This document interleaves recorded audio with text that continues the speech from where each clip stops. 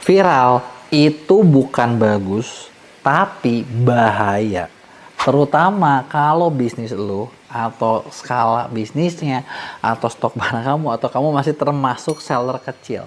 Nggak salah nih gue ngomong, kagak, tapi beneran. Gini, gue tahu banyak dari kalian seller pengennya cepat-cepat viral, pengennya cepat-cepat laku, pengennya cepat-cepat segala macam. Tapi lu tau gak sih kalau lu viral di waktu yang nggak tepat, bisa jadi bukannya apa ya, bukannya untung, tapi bisa jadi malah buntung dan ya ngerusak karir kalian untuk kedepannya gitu, atau bisa bilang untuk selamanya gitu. Kenapa kayak gitu? Nah, jadi gini, sekalian pernah nggak denger, jadi ada satu seller yang misalnya nih kayak dia baru mulai sih gitu kan, dia baru mulai tapi gara-gara ya apa ya, nggak sengaja beruntung viral, rame, order banyak, tapi setelah itu bisnisnya bukan berkembang, malah turun jauh gitu. Kok bisa kayak gitu sih? Emang apa penyebabnya? Nah, ini kita bakal bahas gimana caranya biar kalau misalnya lo seller, kalau viral tuh jangan sampai, lo kalau viral ya jangan sampai maksudnya bisnis lo hancur. Pengennya kan bisnis lo naik, bener nggak? Gimana caranya biar kalian bisa naik? Gitu kan, bisa naik terus, bisa naik level terus. Gimana caranya, apa yang perlu dilakuin, dan gimana biar jangan sampai lo terjebak kena jebakan viral sesaat doang. Nah, tapi sebelum kita mulai, buat kalian yang baru nonton, jangan lupa buat klik tombol subscribe-nya dan aktifin lonceng notifikasinya ya. Yuk kita mulai. Jadi gini, yang pertama, kenapa gue bilang viral itu bisa jadi hancur gitu. Viral itu bahaya karena gini, ketika lo viral ada satu hal yang bisa ngikutin, bener nggak? Kalau kita jualan orderan meledak, bener nggak? Bagus nggak? Bagus, tapi jangan salah, kalau orderan lo meledak tapi sistem belum siap, itu sama dengan chaos, beneran literally chaos, dan bisa jadi ya malah toko lo berat gitu loh. Kenapa kayak gitu? Nah, padahal kan semua juga ngarepin orderan meledak, bener nggak? Siapa sih yang nggak pengen punya order 99 plus 100 ribuan setiap hari? Tapi sekarang gini, coba deh lo bayangin dulu. Kalau kalian belum siap, lo masih packing sendiri, orang lo masih dikit, stok barang lo mungkin masih, ya mungkin cuman segini gitu ya, satu etalase kecil. Terus tau dapat barang banyak. Dari mana kita nyiapin semuanya? Karena banyak order, itu artinya apa coba? Barang di stok harus banyak. Barang di stok artinya modal harus kuat, bos. Dan modal itu bukan ngomongin cuman kayak modal sekali-sekali doang loh. Gue inget waktu zaman gue jualan online awal-awal ya.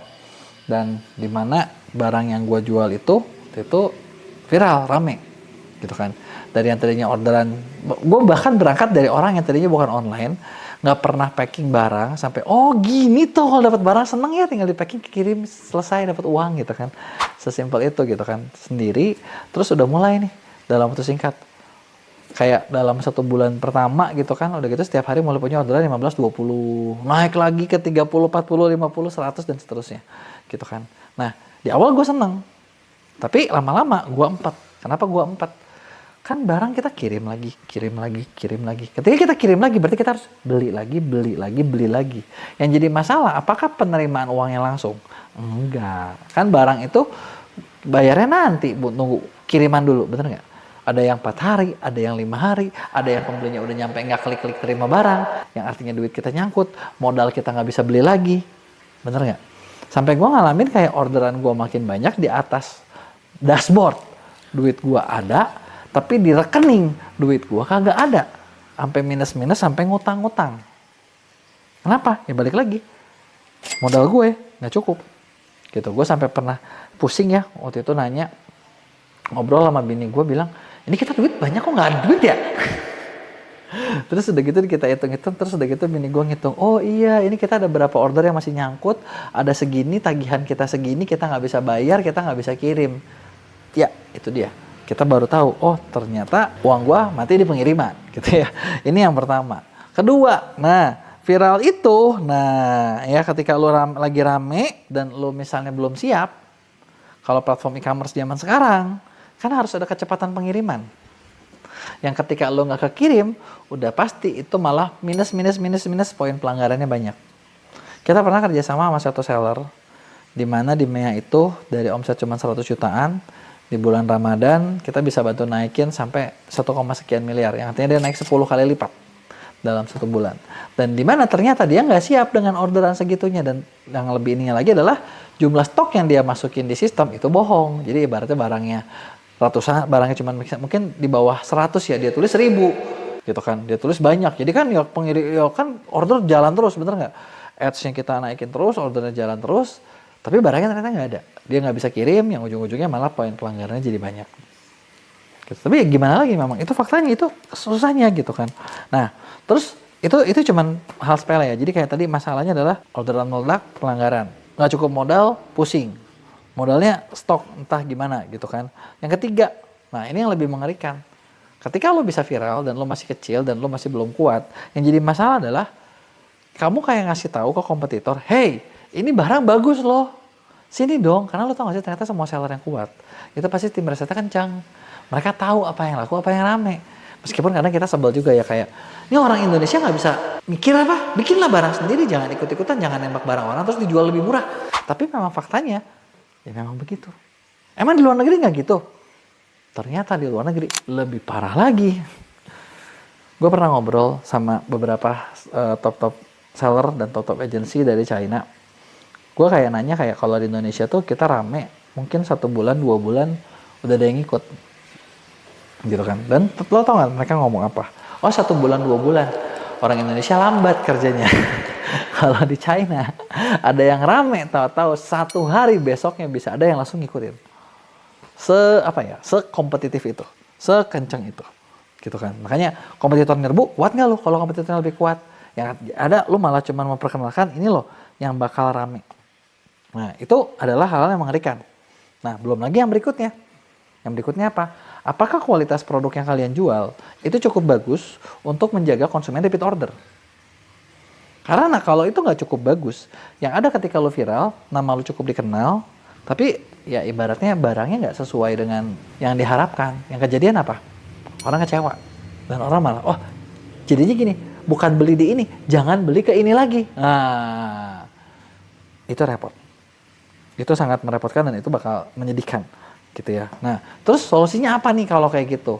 Solusinya yang pasti pertama adalah kita perlu bisa bikin sistem secara rapi. Ibaratnya jadi kalau gitu jangan konten dong, kalau gitu jangan promosi dong. Ya enggak juga. Lu tetap lakukan. Tapi maksud gua ketika lu mulai ada pergerakan, kalian harus bisa jadi bisnis kalian tuh harus cepat. Bisa gerak cepat. Oke. Tahu-tahu kecepatan gua ini nih, gua harus bisa dalam waktu cepat ngikutin. Nah, biasanya seller yang semuanya pengen dikerjain sendiri nggak bisa kayak gitu. Udah bisa harus langsung cepat delegasi. Oke, tahu-tahu rame nih. Berarti gue harus mungkin cari tambah orang buat packing. Bener nggak? Buat packing. Oh, packingnya harus bikin sistem nih biar nggak error. Bener nggak? Oh, kurang barang nih. Gue harus bisa gimana? Dapetin sumber pendanaan atau apa gitu loh. Itu adalah hal yang perlu lakuin. Karena kalau nggak gitu lo repot. Gitu kalau ditanya. Tapi kalau gitu cari dana dari mana? Kok kan kita juga kembang segala macam repot. Iya itu emang agak repot sih. Tapi sebenarnya kalau misalnya lo punya barang yang cukup oke, gue punya program kerjasama dengan salah satu perusahaan Singapura di mana itu bisa modalin lo. Lumayan kan? Dibantu pengiriman, dibantu permodalan, dibantu marketing. Itu ada program seperti itu di mana ya kalian benar-benar tinggal fokus cari barangnya aja.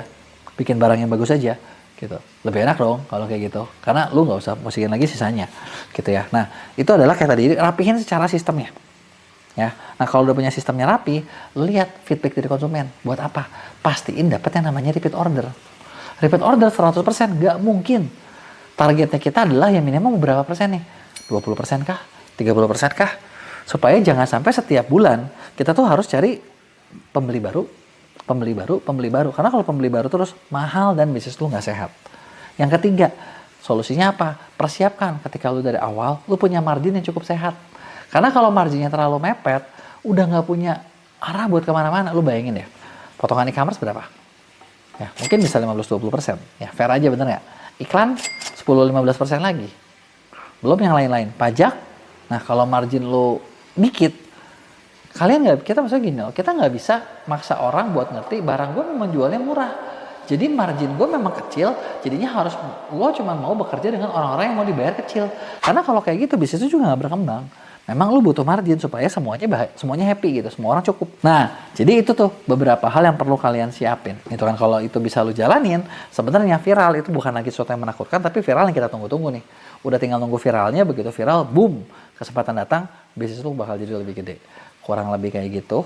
Nah, kalau ada yang mau tanyain, lo tulis di komen, bakal gue jawab di Q&A. Jangan lupa buat like dan share. Biang kerok yang bikin banyak seller tokonya stuck dan nggak pernah growth. Siapa sih yang nggak sebel kalau misalnya udah buka toko, mau di Shopee, mau di TikTok, mau di Tokopedia, mau dimanapun.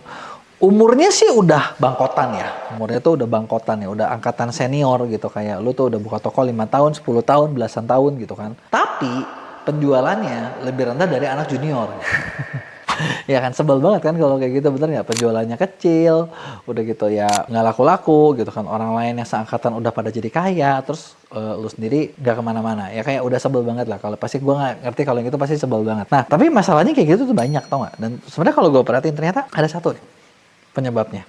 Gitu kan. Jadi meskipun kalian baru nonton, buat teman-teman baru nonton mungkin kayak, gue mah masih baru bang, jualannya tenang. Bentar guys, ini lu alamin juga. Kalau lu ngikutin kayak yang aliran sesat itu ya, gue bilang ya lu bakal ngalepin kayak mereka tuh. Jadi bangkot di online-nya bangkotan tapi omsetnya kagak ada gitu kan, kere mulu. Gitu kan. Apa sih yang bikin seperti itu? Gitu kan. Nah, sebelum gue bahas, buat kalian yang baru nonton, jangan lupa buat klik tombol subscribe-nya dan aktifin lonceng notifikasinya ya. Nah, jadi kali ini nih gue mau ngebahas tentang kebiasaan orang Indonesia yang paling banyak bikin pengusahanya jatuh atau nggak jatuh sih, kagak naik kelas, segitu-segitu aja, mentok aja. Kan ya fair ngomong, bener nggak sih kayak di kita tuh ya yang bisnis ya susah banget berkembangnya, bener nggak? Dan biasanya kita tuh selalu nyalahin sesuatu, pemerintah. Ya gak? Pemerintah yang salah lah, izinnya yang salah lah, dana nggak dicairin lah. Gua nggak pro sama program pemerintah sih, tapi jujur gue suka ngelihat kayak banyak seller lagi bikin konten gara-gara MBG ekonominya jadi rusak gitu kan. Menurut gue sih ya mungkin nggak langsung, nggak tahu ya langsung apa enggak. Maksudnya gue nggak peduli dengan politiknya, tapi maksud gue berasa nggak sih kayak dikit-dikit tuh kita ya nyalahin orang gitu, tau nggak? Yang gue mau bahas itu. Nah, kenapa gue bahas? Karena ternyata kalau diperhatiin gitu ya memang satu hal nih gitu. Hal ini yang bikin kita tuh susah berkembang. Berkembangnya apa? Nih, gue mulai sebutin ya. Gue nggak akan sebutin itu halnya apa. Lo tebak sendiri apa yang gue maksud, tapi gue bakal sebutin ciri-cirinya. Satu, yang bikin orang Indonesia jarang berkembang itu biasanya terlalu nyaman dengan yang namanya aman-aman aja. Bener nggak sih? Gimana jualan lo? Aman. Gimana omset lo? Aman. Amannya berapa nih bos? 99 plus per hari, apa amannya sehari satu? Ya memang sih, pokoknya lo udah di atas levelnya anak basic gitu kan. Udah pecah telur, tiap hari pecah telur. Tapi kalau cuma satu, ya kapan kayanya gitu, bener nggak? Kecuali kalau lo jual apa? Jual emas, jual apa yang nilainya tinggi ya oke lah, sehari satu, tapi volumenya gede-gede. Kalau kecil-kecil kan repot, bener nggak? Ya memang sih gue tau manusia tuh senang banget sama yang namanya rasa aman. Tapi kalau misalnya kita terlalu puas dengan yang segitu-segitu aja, ya susah. Gue punya teman di salah satu komunitas yang dia punya tokonya udah lumayan pernah berkembang, tapi udah gitu ya nggak berkembang segitu terus gitu, nggak berkembang gitu, nggak bisa lebih lagi gitu. Jadi kayak katakanlah dia punya omset mungkin sebulan di angka masih puluhan juta, yang menurut gue kalau bisnis dia omsetin di angka puluhan juta itu kecil. Kenapa? Karena lo mau profit berapa, mau margin berapa, itu kecil banget loh angkanya gitu, bener nggak? Tapi ketika gue bilang kayak lu kagak mau lebih berkembang, udahlah segini juga udah pusing, capek, lo mau gimana lagi sih? Hidup tuh jangan ngoyo-ngoyo banget. Ya bener sih, hidup jangan ngoyo-ngoyo banget, tapi jangan gitu-gitu banget juga gitu kan. Ya ini yang pertama nih, jadi terlalu nyaman dengan aman-aman aja. Yang kedua, banyak juga nih seller yang suka mikirnya kalau scale up itu, kalau dia mau lebih keras, lebih besar, itu artinya kerja lebih keras dan mereka nggak suka. Bener nggak? Aduh, naik omset, capek ya, nanti ngirimnya jadi banyak. Duh, kalau nanti banyak retur gimana? Wah, nanti kalau misalnya kebanyakan, sekarang aja kita udah pusing, harus nambah orang lagi dong. Padahal, ya gue nggak tahu dengan kalian gitu ya. Gue termasuk orang yang suka kalau bisnis gue terus tumbuh. Karena kalau misalnya tumbuh, artinya pasti ibarat gini, orang yang dibutuhin makin banyak, yes. Pengeluaran makin banyak, yes. Tapi kan profitnya juga makin banyak. Bener nggak? Ya nggak? Memang kerja keras, tapi emang hidup memang ada yang kagak kerja. Iya kan? Bahkan gini, gue termasuk orang yang berpikirnya, lu nggak mau kerja nih, lu mau jadi orang yang rebahan. Rebahan doang tiap hari, capek juga tahu. Bener nggak? Rebahan aja capek, jadi kenapa nggak mikir aja sekalian gitu kan? Bener nggak?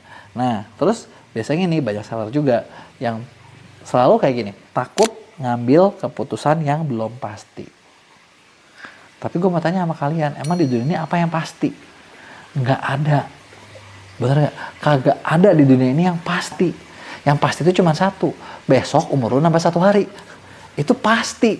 Sisanya nggak ada yang pasti. Bener nggak? Hari ini laku atau enggak? Nggak tahu. Misalnya nih, lu kerja sama Maya, untung apa rugi? Gua kagak tahu. Ya nggak? Lu mau ngapain? Untung apa rugi? Gua nggak tahu. Semuanya juga nggak ada yang pasti. Bener nggak? Tapi dibalik apa ya? Lu mencoba itulah. Disitulah ada yang namanya peluang atau muncul kan. Bener nggak? Jadi ya gue nggak nyalain kalian, bukan nggak boleh ngambil sesuatu yang nggak pasti ya, tapi ya memang lo harus kejar gitu loh. Contoh misalnya tadi kita lebaran harus nyetok barang berapa nih, kebanyakan nanti nggak laku, kedikitan laku duluan sebelum ini, habis duluan, bete juga kan, bener nggak? Nah terus ada lagi nih, seller yang banyak gue alami adalah takut rugi kecil dan diam ketika rugi gede. Maksudnya gimana? Rugi kecil tuh gini, oke, banyak banget yang sering fokus kayak kalau ngomong gini, wah ini biaya admin mencekik nih. Biaya admin rugi kecil, bener juga sih, kan dipotong duit lo ya. Bener nggak? Lo komplain. Nah, dan ini fokus adalah adminnya nih, gue bayarnya kesini ke situ. Kalau e-commerce sih gede banget, gue bukan belain e-commerce ya. Tapi mereka diem ketika rugi gede. Maksudnya gimana? Ketika kita fokus cuma sama masalah admin, kalau gue makin laku nanti gue makin rugi. Yang dilupa adalah waktu. Waktu itu kan nggak bisa balik. Lo punya barang, mungkin barang lo harusnya bisa laku banget. Tapi karena lu memasalahkan yang apa tuh, yang kecil, lu nggak bisa dapat yang gedenya. Dari barang lu harusnya bisa dapat miliaran nih untungnya nih. Tapi gara-gara lu nggak mau keluar duit kecil, ya udah, akhirnya lu kehilangan momen. Gue pernah ngalamin kayak ketika gue jualan produk yang gue jual dulu, salah satunya suplemen, gue tuh terlalu pelit dalam ngeluarin ads dan endorsement. Jadi gue ngerasa kayak, aduh, sayang nih kalau misalnya gue kalau gue nambahin iklan memang sih dapat order lebih banyak, tapi kan gue keluar duit, sayang, gue cobain gratis aja. Dan yang gue buang adalah waktu. Jadi ternyata waktu itu produk yang gue jual itu hype-nya itu bertahan cukup lama, ngomong-ngomong 2 tahun, hype yang benar-benar gue rasain. Tapi karena gue kurang berani gitu kan, yang gue dapat cuma segitu. Padahal ketika akhirnya gue mikir, oh ini harusnya masih bisa, gue berani keluar duit, tapi momennya udah nggak seindah yang sebelumnya. Di momen yang sebelumnya itu gue bisa dapetin profit yang lebih besar lagi. Jadi ya itu gue bilang, takut sama rugi kecil, ujung-ujungnya diem ketika lu rugi gede, rugi waktu, dan akhirnya lu nggak bisa untung gitu. Nah itu nih tadi beberapa poin yang gue lihat kenapa sih kayak kok banyak seller di Indonesia tuh susah growth. Coba kalian udah ada yang tahu belum? Kira-kira apa nih keyword point apa nih yang gue bahas dari semuanya? Nah gue nggak akan jawab, gue pengen tahu nih yang bener, kita bantu bedahin akunnya. Coba lu tulis di komen, gue lagi ngomongin apa sih dari tadi gitu, tentang apa sih gitu. Coba ada nggak nih yang bisa tahu gitu ya dengan poin-poin tadi, karena itu poin-poin yang ngehambat gitu kan. Nah gimana cara solusinya? Salah satu solusinya adalah dengan lu kerja sama bareng sama mentor. Karena kalau lu sendirian susah juga ya kan, udah tahu pola pikir lu ada yang salah, terus nggak ada yang ngingetin, nggak ada yang ngasih tahu, nggak ada yang ngapain, ya udah pasti makin salah, bener nggak? Nah jadi apa solusinya nih? Nah kita punya program namanya salah satunya konsultan pendampingan ordal. Di sini tim kita bakal bantu ngerisetin, kita bakal bantu ngebedahin, kita bakal bikinin strategi dan ngasih tahu kalian step-step apa aja yang perlu dilakuin. Nah rata-rata satu proyek itu kurang lebih 3 bulan sampai 6 bulan, dan itu ada target yang mau kita kejar bersama. Lu mau naik berapa persen ya omsetnya? Lu mau jadi berapa nih? Nah ketika di sini kita bakal bantuin kalian, kita bakal mentoring kalian supaya kalian nyampe target yang udah kita set bersama itu. Gitu ya. Dan rata-rata 80% klien yang gabung itu ternyata targetnya nyampe. Jadi kalau ada yang mau naik kelas, lo bisa cobain klik di link deskripsi gua, ngobrol sama tim gua, atur jadwalnya, karena ya balik lagi nih, kita bulan ini masih ada kuota, tapi kita nggak bisa ngambil terlalu banyak karena udah mulai penuh. Nah kalau ada yang mau tanyain, tulis di komen, jangan lupa buat like dan share.